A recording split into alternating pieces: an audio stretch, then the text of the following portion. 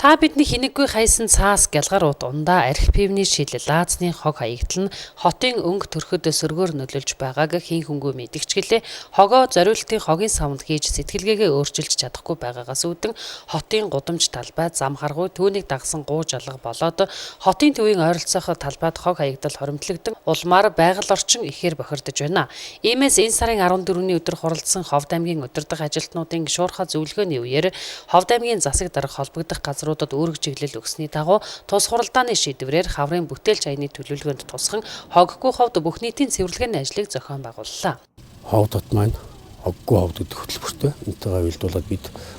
хогны аян, мөсжүүлэх аян ажлуудыг хийдэг явж байна.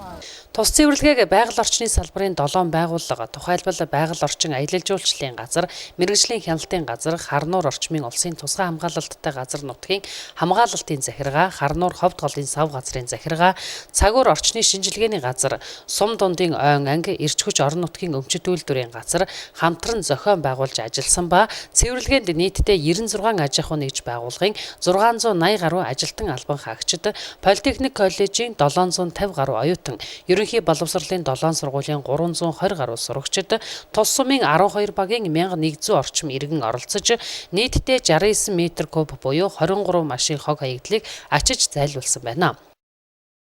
Хамгийн гол нь орчинд гялгар цаасны одоо энэ тийм үү архины шил гялгар цаас дээр нь одоо энэ дандаа энэ байгальд хортой ийм одоо зүйлүүд хог маш их байна. Тэгээд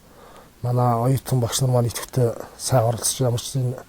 бичгтийн хөтлийн чиглэлийн хог үнцэндээ цэвэрлж одоо